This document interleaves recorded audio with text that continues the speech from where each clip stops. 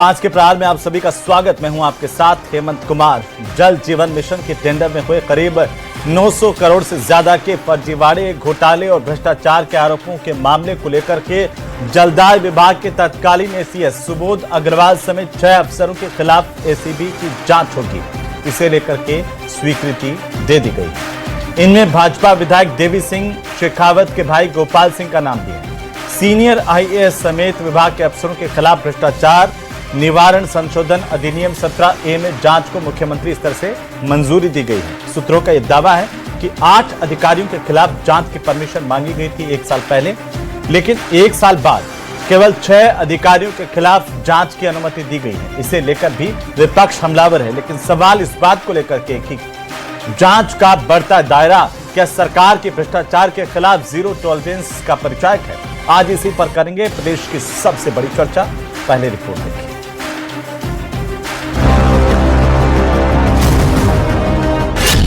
900 करोड़ के जेजेएम घोटाले में सरकार का बड़ा एक्शन।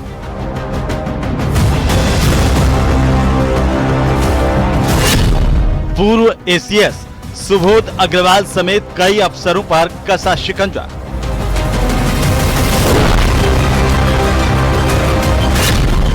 A की कार्रवाई को मंजूरी, एसीबी करेगी जांच। उनके विरुद्ध कार्रवाई करने की अनुमति दी है।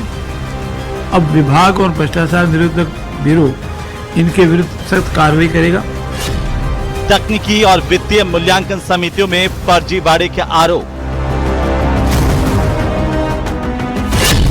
बीजेपी का बयान, जीरो टॉलरेंस की नीति पर काम कि हम भ्रष्टाचार में जीरो टॉलरेंस नीति अपनाएंगे। जेजेएम में भ्रष्टाचार, नहीं बचेंगे जिम्मेदार।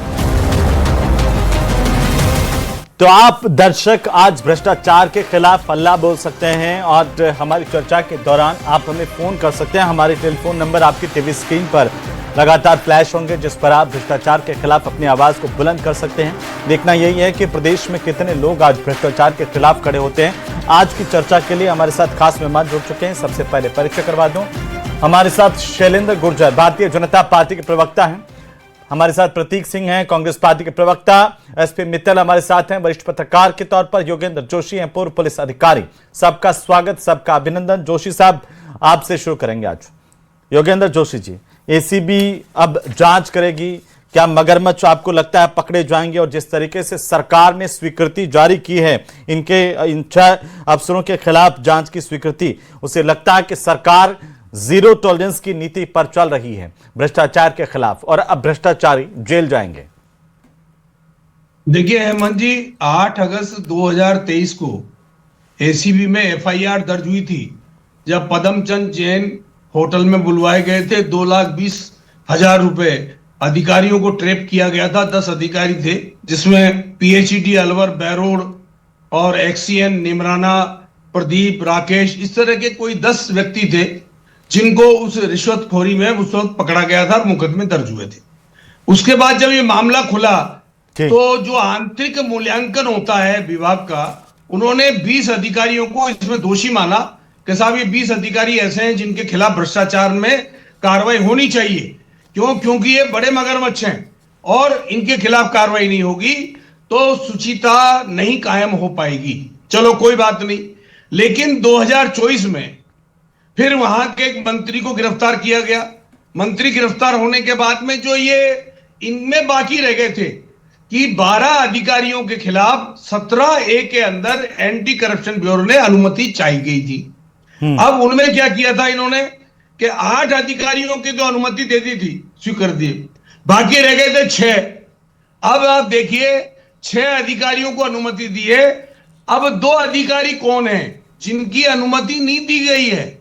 अब ये जो लिंगर ऑन करने का जो तरीका है, इससे क्या होता है, जो भ्रष्टाचार के खिलाफ सरकार कार्रवाई करना चाहती है, जो एंटी करप्शन ब्यूरो या ईडी कार्रवाई करना चाहती है, तो इसमें सीबीआई के भी छापे पड़ चुके हैं जोशी साहब, ईडी के भी छापे पड़ चुके हैं। जी हाँ, मैं वही कह रहा हूं, दोनों एजेंसियां जांच कर चुकी है और ईडी सबने मिलकर कार्रवाई की है जी, जिसमें ईडी के अंदर मंत्री जो थे जलदाय विभाग के, वो जेल चले गए। लेकिन मेरा कहना यह है कि जब मान लीजिए 12 अधिकारियों के खिलाफ स्वीकृति मांगी गई, 8 के खिलाफ दे दी गई है, अब 8 में से 6 के खिलाफ स्वीकृति 20 के खिलाफ मांगी गई थी, पहले 12 दे दी और अब 8 दे दी, 6 दे दी, 8 दे दी, तो 6 8 में से 6, हाँ। मतलब 2 का अभी क्लियर नहीं है, ठीक है। 6 अधिकारियों की स्वीकृति आई है। मेरे कहने का तात्पर्य है कि जो बड़े अधिकारी हैं, जो आईएएस अधिकारी हैं, ये 17A क्यों बनाया गया था? ये 17A ये किया गया था 26 जुलाई 2018 को, जबकि इसकी जरूरत ही नहीं थी। 17A जोड़ने से क्या हुआ? ये अपराधी इतने समय से बचते आए, ये विभाग के अंदर अपना प्रभाव जमाते, पहले सरकार थी तो उसमें अपना प्रभाव जमाते रहे और इनके खिलाफ कार्रवाई नहीं हो पाई। ये अभी भी महत्वपूर्ण पदों पर है प्रदेश में 2 साल से। अभी वर्तमान सरकार ने अनुमति दी है, ये धन्यवाद के पात्र हैं कि इन्होंने अनुमति दी, लेकिन शीघ्र कार्रवाई और कराएं। ठीक है मित्तल साहब, कैसे देखा जाए? बिल्कुल संक्षेप में एक टिप्पणी जी। नहीं, मैं योगेंद्र जोशी जी ने बिल्कुल वैलिड पॉइंट उठाया, बिल्कुल कि आपने विलंब से दिए। देखिए ये जो 17A जो लाए गए, 17A जो क्या नाम से 2018 में लाया गया, वो सिर्फ बड़े अधिकारियों को बचाने के लिए लाया गया। और इसीलिए ये कौन लाया था? 17A कौन लाया था? 17A 2018 से पहले, 2018 से पहले एसीबी को यह अधिकार था कि वो क्या नाम से किसी नहीं, लाया कौन था मित्तल साहब? ये 17A कांग्रेस के राज में लाया गया था या बीजेपी के राज में? 17 भाई ये हेमंत, मेरे को इसकी जानकारी नहीं है। ये क्या नाम से आपको ध्यान है क्या? नहीं, लेकिन जी, एंटी करप्शन ब्यूरो में वही परिवर्तन कर सकते हैं। नहीं, मैं ये पूछ रहा था किसके राज में ये लाया गया था 17A? नहीं योगेंद्र जी। सर ये सेंट्रल गवर्नमेंट करती है। 2018 में किसकी सरकार थी जी, उस सरकार ने 17A जोड़ा था इसमें। ठीक है जी, मित्तल साहब पूरा कर लीजिए जल्दी से। तो ये बड़ी बात है क्या नाम से आपने कि इसको विलंब से दिया है। जो काम पहले हो जाना चाहिए था, पहले राउंड में एसीबी को जांच कर लेनी चाहिए थी, आपने 2 वर्ष बाद जाके क्या नाम से इसमें अनुमति दी है। मेरा कहना फिर भी यह स्वागत योग्य है। और इसमें जो बड़े अधिकारी हैं, अब जो महेश जोशी जो जलदाय मंत्री थे वो जेल से बाहर आ गए, उसके बाद ही क्या नाम से आपने अब अनुमति दी है, तो भी इसका स्वागत किया जाना चाहिए। और जो बड़े अधिकारी, उम्मीद की जानी चाहिए कि क्या नाम से वो उनके खिलाफ कार्रवाई हो। एक बात हेमंत में और कहना चाहता हूं कि हमारे जो मुख्यमंत्री जी भजनलाल जी शर्मा, उनके पास डिपार्टमेंट बहुत है। देखिए ये जो कार्मिक विभाग ने जो अनुमति दी है, वो कार्मिक विभाग भी मुख्यमंत्री जी के पास है, गृह विभाग भी मुख्यमंत्री जी के पास है, आबकारी विभाग भी मुख्यमंत्री जी के पास है, इतने सारे मुख्यमंत्री। लेकिन ये मित्तल साहब एक बात और जोड़ दूं कि दी तो सही 2 साल बाद ही सही, गहलोत सरकार में कितने हजारों की मामले पेंडिंग पड़े रहे, अनुमति नहीं दी गई। दी तो सही। देखिए गहलोत सरकार में तो ये भ्रष्टाचार ही हुआ था। 1000 करोड़ रुपए का जेजेएम जो है, एसीबी की जांच की स्वीकृतियां हजारों की तादाद में पेंडिंग पड़ी थी और वो पेंडिंग ही रही जी। तो ये एक अच्छी बात है, तो दी तो सही, लेकिन अब कार्रवाई क्या होगी? शैलेंद्र गुर्जर साहब, आप कहते थे मगरमच्छ पकड़े जाएंगे, और वो मगरमच्छ पकड़े गए, सिर्फ इतना कि छूट गए। और वो 2 लोग कौन है जिनकी स्वीकृति 1 साल बाद भी अभी तक नहीं जारी की गई है? हेमंत जी देखिए, माननीय भजनलाल सरकार का जो कमिटमेंट था राजस्थान की जनता से कि 5 साल जो गहलोत सरकार में प्रचंड भ्रष्टाचार रहा, हर विभाग भ्रष्टाचार की चपेट में था, हर विधायक को, कांग्रेस विधायक को लूट की छूट दे रखी थी। तो आप देखिए ये एक बहुत बड़ा निर्णय माननीय भजनलाल सरकार ने लिया है और इससे बताता है कि हमारा जो कमिटमेंट था करप्शन के खिलाफ वो पूरा करते हुए हम देखते हैं। देखिए जेजेएम जो जल जीवन मिशन एक बहुत ही पवित्र उद्देश्य से बनाया हुआ एक योजना थी, जिसमें ग्रामीण क्षेत्रों में हर घर हर ढाणी में नल से शुद्ध जल पहुंचाने का काम करना था, जिसमें गहलोत सरकार ने भयंकर भ्रष्टाचार किया, जिसकी परिणति आपने देखी। इन्हीं के जल संसाधन मंत्री, कैबिनेट मंत्री जेल गए और उनकी अभी 7 महीने बाद जमानत हुई, वो भी सुप्रीम कोर्ट से। हाई कोर्ट ने इनकी जमानत रिजेक्ट कर दी। कहीं ना कहीं इनका इन्वॉल्वमेंट था। जो अधिकारी उस समय के रहे, चाहे वो सीनियर मोस्ट आईएएस अफसर हो, आरएएस अफसर हो, चीफ इंजीनियर हो, एडिशनल चीफ इंजीनियर हो, सुपरिटेंडेंट इंजीनियर हो, एक्सीएन हो, सबको आपने देखा किस तरह से माननीय भजनलाल सरकार ने अभी उनके खिलाफ कार्रवाई करने की अनुमोदन कर दिया है। उससे पहले भी हमने जो इस घोटालों में तत्कालीन तो चीफ इंजीनियर थे दिलीप गौड़, वो तो रिटायर हो गए हैं। फाइनेंशियल एडवाइजर थे केसी कुमावत, वो क्या कर रहे हैं? ऐसी थे तत्कालीन मुकेश गोयल, वो क्या कर रहे हैं अभी? चीफ इंजीनियर थे केडी गुप्ता, कहां हैं देखिए, आजकल केडी गुप्ता साहब? और सुबोध अग्रवाल साहब अभी कहां हैं? महत्वपूर्ण पदों पर है ना सारे। देखिए, मैं आपको बताना चाहता हूं कि अगर कार्रवाई की है तो माननीय भजनलाल सरकार ने की, रिटायर्ड भी हो गया तो उनकी पेंशन रोक दी जाएगी। आपको हमने पेंशन तक रोकने का काम किया है। जो राजस्थान सिविल सर्विस रूल्स हैं उसके तहत सारी कार्रवाइयां की गई है। और आपने देखा किस तरह का भ्रष्टाचार हुआ। पहले ठेकेदारों को जेल में बंद किया गया, उनके दलालों को बंद किया गया, इंजीनियर्स को बंद किया गया, नीचे लेवल के एईएन और एक्सीएन और जेईएन थे। और आपने देखा प्रदेश के इतिहास में पहली बार 140 से अधिक अधिकारी और इंजीनियर कर्मचारियों के विरुद्ध चार्जशीट दी गई है राजस्थान सिविल सर्विस रूल्स के तहत। तो आज ये बहुत बड़ा कदम है। ये बताते थे मगरमच्छ, हमने तो बड़े बड़े मगरमच्छ पकड़ लिए, मछलियां पकड़ ली, छोटी मछलियां पकड़ ली। और आपने देखा किस तरह से अब जांच का दायरा बढ़ा है और senior most IAS officers, RAS officers, chief engineer level के अधिकारियों को भी जांच के अनुमोदन माननीय भजनलाल सरकार ने दे दिया। और निश्चित तौर पर, बिल्कुल निश्चित तौर पर बड़ा मगरमच्छ नहीं पकड़ा, क्या मंत्री को जेल में डालने का काम किया। और कांग्रेस के समय में इस पवित्र उद्देश्य के लिए योजना शुरू की गई थी, उसमें किस तरह से इन्होंने राजस्थान के ग्रामीण लोगों की कंठों की प्यास को बुझने नहीं दिया। और आपने देखा, हमने हमारा जो पवित्र उद्देश्य था उसको इन्होंने पूरा भ्रष्टाचार की भेंट चढ़ा दिया। प्रतीक जी, पूरे पवित्र उद्देश्य को आपने भ्रष्टाचार की भेंट चढ़ा दिया।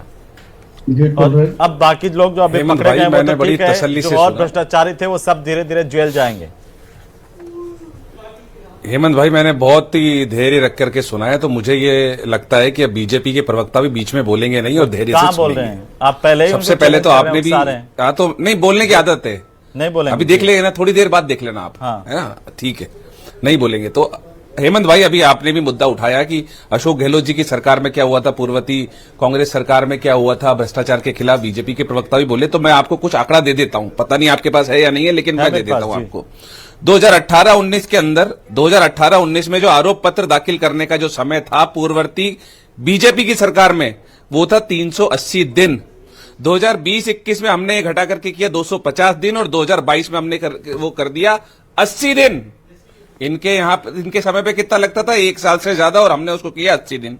उसके बाद में बताता हूं, 2020 में हमने 264 मामलों के अंदर अभियोजन स्वीकृति दी थी, 2021 में 518 और 2022 के अंदर 708 मामलों में अभियोजन स्वीकृति दी थी। अभी ये 2 साल के आंकड़े दिखा रहे थे कि 140 लोगों का, मैंने आपको अलग अलग वर्षवार आपको बता दिया कि कितने लोगों को अभियोजन की स्वीकृति दी। प्रतीक जी, ये तो ठीक है, लेकिन साथ साथ में भ्रष्टाचार भी करते रहे, चाहे परीक्षाओं में भ्रष्टाचार, आप आ रहा हूं ना, भ्रष्टाचार, उसमें और मंत्री जी को क्लीन चिट भी दे दिया। बीजेपी प्रवक्ता नहीं बोले तो आप बोल दिए बीच में। हाँ, मैं तो बोलूंगा, मैं तो टोकूंगा आपको, बोलिए, और गलत बोलेंगे तो टोकेंगे। चलिए, हाँ, मेरे को लगता है कि चाहे 6, 7, 8 महीने से, 5 महीने से शायद मंत्री महोदय को आपने ईडी में, जेल में डाल रखा था, तो उसकी चार्जशीट पेश क्यों नहीं हुई? 2 साल से बीजेपी की सरकार है, ईडी ने छापा मार लिया, आप बोल रहे हैं सीबीआई ने छापा मार लिया, अभी तक उसकी जांच पूरी क्यों नहीं हुई? क्या जांच में बाकी रह गया? कोर्ट ने क्लीन चिट दे दी क्या? की बात कर रहे हैं,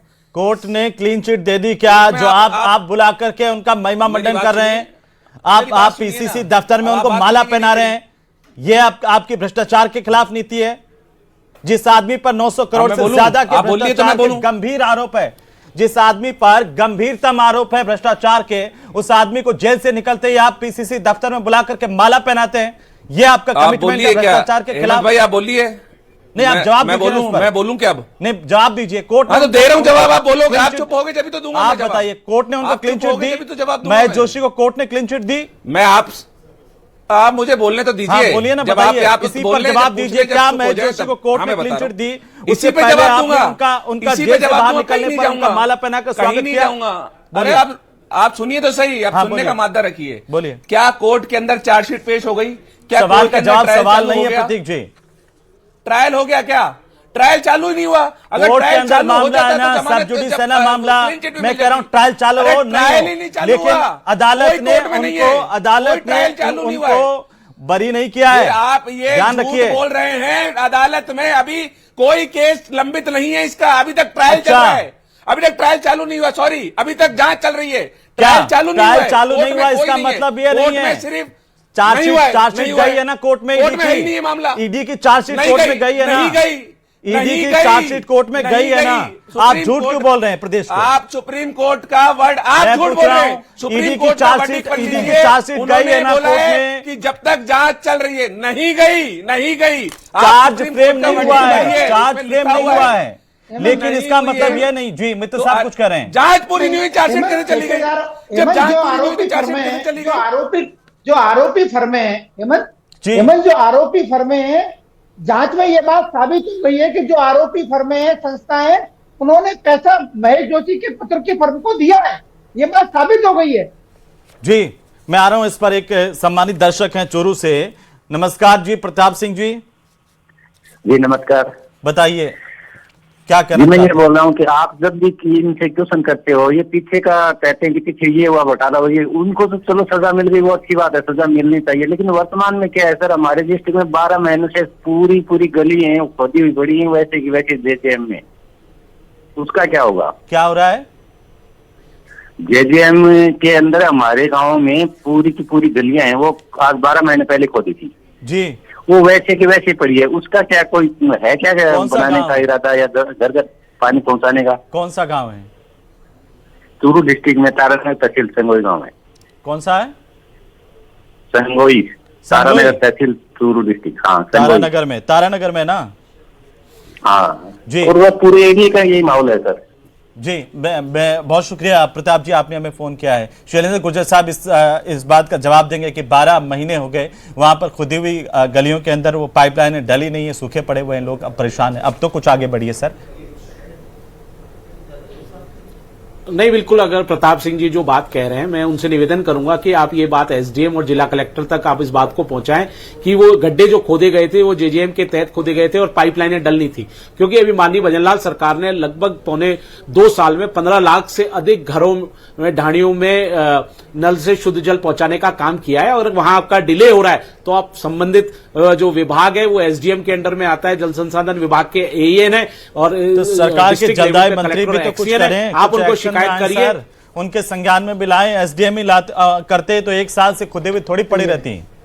तारानगर के एसडीएम कहाँ है पता नहीं है, वो उसको भी सरकार का काम है। विधायक महोदय को भी, ये विधायक महोदय को भी, हमारे एक सम्मानित दर्शक है, नियमित दर्शक शांतिलाल जी, नमस्कार, बोलिए जल्दी से शांतिलाल जी। सर, जेजीएम में जो भ्रष्टाचार हुआ उसकी पोल खुली है, उसका बहुत ही बहुत धन्यवाद भ्रष्टाचारी के जो अधिकारी है खोलने वालों का।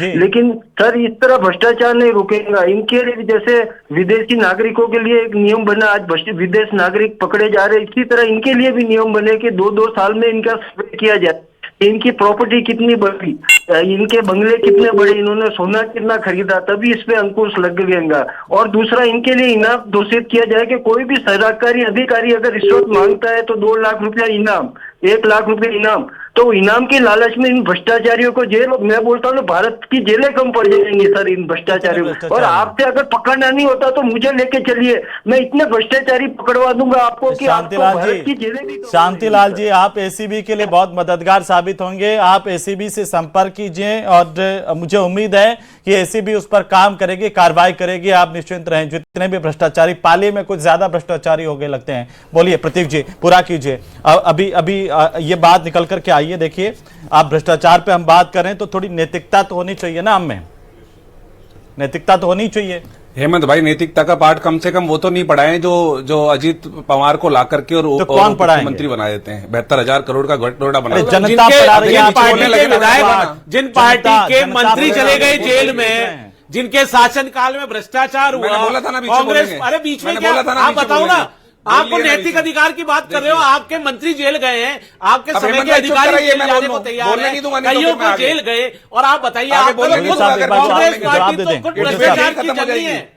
एक सीताराम जी हैं अलवर से। सीताराम मीणा जी, नमस्कार जी। सीताराम जी, हमारे वो 12 अक्टूबर को टेलीविजन की आवाज बंद कर दो। सीताराम जी, मारो हाथ जोड़ था निवेदन है, बताओ, अब बताओ। हाँ सर, 12 अक्टूबर को करोगे नहीं, आप मुझे पता है आपकी आवाज में प्रॉब्लम आएगी जब तक आप टीवी की आवाज को बिल्कुल बंद नहीं करोगे।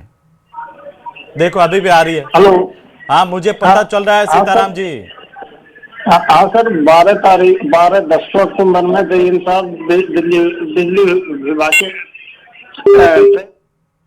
किए थे, उसमें एसीबी ने अखबारबाजी हुई थी, उसके बाद वो छोड़ दिए गए। जो दलाल था वो तो जेल चले गया था और दयाल साहब को पकड़ नहीं पाए और बिना दोष के। बिल्कुल उसी पे कार्रवाई होगी। सीताराम जी बहुत शुक्रिया, आपने फोन किया है। अब बाकी दर्शक भी हमें फोन करें तो मेरा निवेदन है कि वो टेलीविजन की आवाज को बिल्कुल बंद कर दें। प्रतीक जी जल्दी से बोलिए जी। हेमंत भाई, 4 मार्च 2025 की एक खबर पर आपका थोड़ा प्रकाश डालूंगा, जिसमें है कि सीबीआई राजस्थान में अवैध बजरी खनन पर हाईकोर्ट सख्ती, उन्होंने सीबीआई से जवाब मांगा और सीबीआई ने बताया कोर्ट में आपने क्या कहा। सीबीआई की ओर से कोर्ट में कहा गया कि राज्य में अपेक्षित सहयोग, देखिए आप पीछे बोलने लगे, इसमें क्या बोलेंगे? अब ये जल जीवन मिशन पे तो कार्रवाई करी नहीं, जो इनका नैतिक दायित्व था, संवैधानिक दायित्व था, सरकार की और जब भ्रष्टाचार हो रहा था, इनको कार्रवाइयां करनी थी, इनको पकड़ के जेलों में डालना चाहिए था, वो माननीय भजनलाल सरकार कर रही है। शैलेंद्र जी रुक जाइए, डिबेट का विषय क्या है? भ्रष्टाचार को लेकर के, जेजेएम का भ्रष्टाचार। अब मैंने सवाल किया कि क्या महेश जोशी को कोर्ट से क्लीन चिट मिल गई? भ्रष्टाचार पे बोल रहा हूं हैं? मैं आपको भ्रष्टाचार पे बोल रहा हूं और आप मुझे, मैं कह रहा हूं क्या, मेरा सवाल सीधा सीधा है प्रतीक जी। सीबीआई ने कोर्ट में क्या कहा? सीबीआई ने कोर्ट में क्या कहा कि राज्य सरकार हमारा सहयोग नहीं कर रही, ये हाई कोर्ट में कहा। एसीबी पे आते हैं, चलिए अब एसीबी पे आ जाइए। 22 जून को एक लिस्ट निकली थी आईएएस के ट्रांसफर की, आईएएस को सौंप दिया विभागीय जांच का जिम्मेवार, ये लीजिए डीजी का बयान देख लो, जो था मंथली नहीं ली जाती, बीजेपी का कार्यकर्ता है, रिश्वत बीजेपी कार्यकर्ता है, रिश्वत आपके हर वीकली ली जाती है। ये हालात इनके खिलाफ ये बहस अभियोजन स्वीकृति पेंडिंग है। अरे कांग्रेस अरोड़ा सबसे बड़े नेता राहुल गांधी जी, सोनिया अभियोजन स्वीकृति तो दे दो, रॉबर्ट वाड्रा जी, गुर्जर साहब अभियोजन की स्वीकृति तो दे दो ताकि पता चले कि भ्रष्टाचार के खिलाफ कड़ी कार्रवाई करेंगे। एक सम्मानित दर्शक है, सम्मानित दर्शक है, नमस्कार जी। क्यों पेंडिंग है? गांधी जी के खिलाफ। हेलो नमस्कार, मेहराब जी बाड़मेर से बोलिए। हमें जो सर कह रहे हैं कि लाइट हमारी रात को 10 बजे कटी है। सुनो मेहराब जी मेरी बात सुनो, आप पहले तो थे टेलीविजन की आवाज ने बंद कर दो। सरकार ने ये वायदा चल रहा है, हम किसान परेशान हैं सरकार से। ठीक है, लाइट हमारी सरकार हमारे को लाइट की व्यवस्था कराएं। ठीक है मेहराब जी, बाड़मेर में लाइट की व्यवस्था करवाने की मांग है और उम्मीद करता हूं कि सरकार जो है बाड़मेर में ध्यान दे कि किसानों को समय पर लाइट की आपूर्ति हो जाए। बहुत शुक्रिया मेहराब जी, आपने कॉल किया है। लेकिन जोशी साहब, अब दोनों के अलग अलग तर्क हैं, लेकिन सही बात पर कोई जवाब नहीं देना चाहता है। भाई एक आदमी जिस पर केस चल रहा है, जो जेल से बाहर निकला और पार्टी उसे सम्मानित पार्टी प्रदेशाध्यक्ष को माला पहनाने, क्या दर्शाता है ये बताइए। अरे केस चालू नहीं हुआ हेमंत भाई अभी तक। जेल में से तो आया है ना कोई आदमी जो उन्होंने दिया है, ये जेल में तो आप ले जाइए, जेल में बॉर्डर पे लड़के को थोड़ी ट्रायल भी होगी, अरे ट्रायल भी होगी, चालान पेश भी होगा। अरे आपको ईडी पकड़ के ले जाएगी तो 1 साल तक जमानत नहीं होती है। कोर्ट में जाइए ना, कोर्ट में क्यों नहीं गए? कोर्ट में अभी तक चार्जशीट पेश क्यों नहीं हुई? क्यों अभी तक जांच लंबित है 2 साल से? जेल से छूटेगा तो उसका मनोबल बनाने के लिए संबंधित पक्ष वहां पहुंच जाते हैं। लेकिन मुझे ये बताएं कि आप देखिए, रामनिवास बाग पंप हाउस झालाना स्थित भूजल विभाग के 66 करोड़ रुपए की स्वीकृति हुई थी।